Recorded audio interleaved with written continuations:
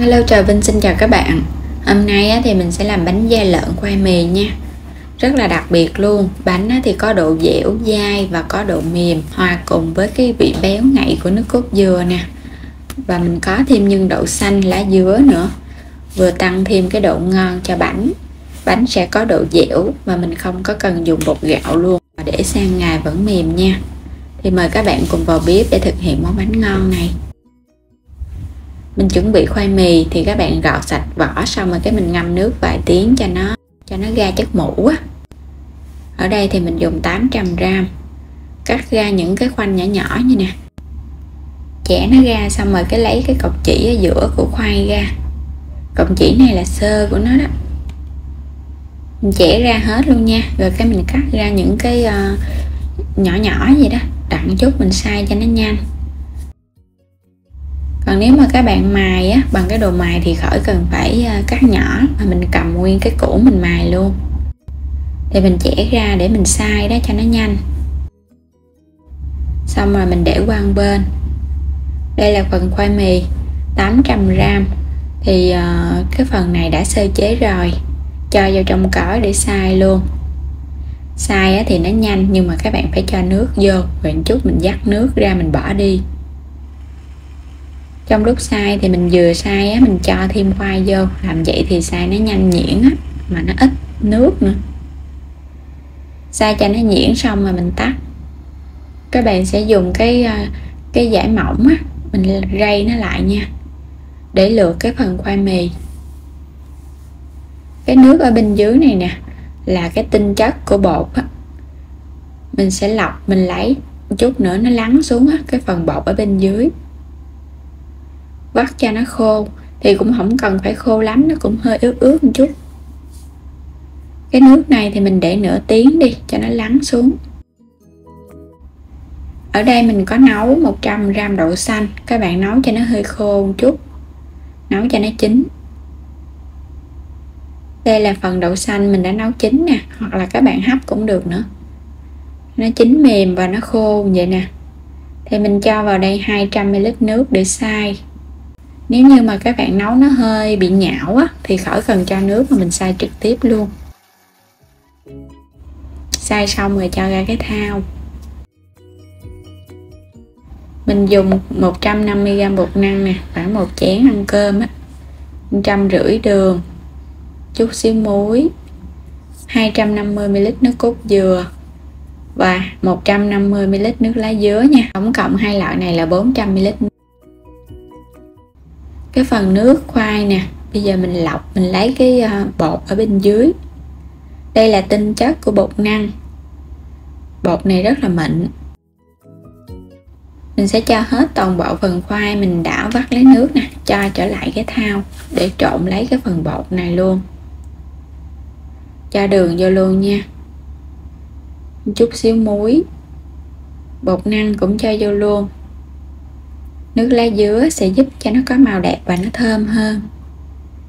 Nếu như mà các bạn không có dùng nước lá dứa thì mình dùng hoàn toàn bằng cái nước cốt dừa 400ml. Trộn đều lên nha, tùy theo cái độ hút nước của khoai nữa. Rồi bây giờ mình cho nước cốt dừa vô. Cho vô thì mình trộn đều lên nè. Cái bột của mình nó sẽ có cái dạng hơi lỏng lỏng, chứ đừng có quá đặc, mà cũng đừng có lỏng quá thì bánh nó sẽ mềm, còn đặc quá thì nó sẽ bị quá cứng á. Vậy là được nè. Rồi mình để đây nha. Tiếp theo mình dùng 100g bột năng nè, 100ml nước cốt dừa để làm phần đậu xanh, 50g đường, chút xíu muối. Rồi bây giờ mình sẽ cho vô cái phần đậu xanh nè, đường, muối, bột năng và nước cốt dừa. Tất cả các bạn cho vô rồi trộn đều lên. Thì cái phần bột đậu xanh này nó sẽ hơi lỏng hơn so với cái bột khoai mì. Trộn đều cho nó tan xong rồi bây giờ mình chuẩn bị khuôn để đi hấp luôn nha. Thì mình trộn xong là mình thấy cũng khoảng 5-10 phút á, là nó nở ra rồi. Hấp nóng cái khuôn. Mình dùng cái khuôn 22, lót lá chuối hoặc là thoa dầu hấp nóng. cho một lớp bột khoai mì ở bên dưới màu xanh của lá dứa, dàn đều nó ra cho nó phủ đều cái khuôn, để cho một lớp mỏng. Và lớp này mình chỉ cần hấp 5 phút thôi. Sau 5 phút thì bây giờ nó trong rồi nè, cái lớp bột nó trong là nó chín rồi, mình sẽ cho tiếp cái lớp kế lên là lớp đậu xanh. Mình dùng cái vá này nó nhỏ cho nên là mình múc 3 cái vá bột, đậy lại 5 phút tiếp. Tại vì lớp mỏng, nếu các bạn đổ lớp dày thì có thể là 7 đến 8 phút. Thấy nó trong là mình cho tiếp cái lớp kế lên, không cần phải chín hẳn nha, chỉ cần nó đặt ở bên trên là được à. Dàn đều ra, cứ một lớp là mình hấp 5 phút. Đây là lớp cuối cùng, mình sẽ cho khoai lên ở lớp cuối cùng. Lớp khoai mì các bạn cũng dàn đều ra, dàn thật là đều thì cái lớp bánh nó mỏng đều và nó đẹp nữa. Và lớp cuối này thì mình sẽ hấp 15 phút cho bánh nó chín hẳn luôn. Sau 15 phút nè, rồi các bạn có thể kiểm tra, mình dùng cây xiên que đó xăm dọc ở giữa khuôn bánh, thấy nó trong là nó chín. Bánh thì phải để cho nó nguội, mình lấy ra nó sẽ dễ hơn. Và bọc cây dao mình để được khoảng 1 tiếng đồng hồ á. Khuôn bánh nè rất là dẻo và dai nữa, có độ dẻo, độ dai và hấp dẫn. Màu xanh bắt mắt của lá dứa hòa cùng với đậu xanh nè.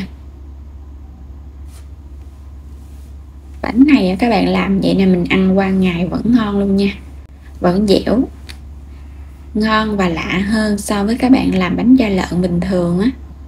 Nhìn cái lớp nó cũng đều và đẹp nữa. Cắt ra những cái miếng nhỏ nhỏ. Cái lớp mình đổ nó vừa mỏng, đổ dày quá thì ăn cũng không ngon, mà nếu mỏng quá thì sẽ không thấy lớp rõ. Rồi bây giờ mình cắt ra nha, những cái miếng bánh da lợn, khoai mì, nhân đậu xanh, lá dứa. Bánh này á, thì nó sẽ hơi dính cho nên là các bạn sẽ phủ thêm một ít dừa nữa. Mình dùng dừa gám và hấp 5 phút để cho dừa nó chín. Phủ vào bánh thì bánh mình để nguyên ngày, nó không có bị hôi dừa. Cho thêm một ít mè rang nữa cho nó thơm. Vậy là mình đã có được cái món bánh da lợn, khoai mì với nhân đậu xanh, lá dứa nè, vừa thơm vừa ngon. Thì cầm cái bánh lên á, các bạn cảm nhận được cái độ dẻo của bánh và cái độ bóng mướt của dừa, tách lớp dễ dàng, rất là bắt mắt luôn á. Rồi bây giờ mình sẽ ăn thử nha. Xin mời các bạn cùng thưởng thức.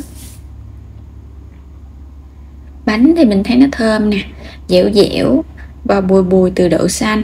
Nhưng mà cái lượng đường mình cho là bánh nó vừa ngọt thôi nha, không có quá đậm. Nếu như bạn nào mà thích ăn ngọt hơn có thể tăng đường. Chứ cái bánh này thì nó vừa, cái độ ngọt nó nhạt à.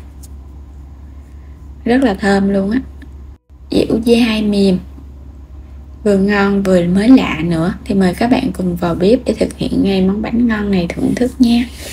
Vui lòng đăng ký kênh để nhận những video mỗi ngày, xem kênh và ủng hộ mình. Xin chào tạm biệt và hẹn gặp lại trong những video tiếp theo.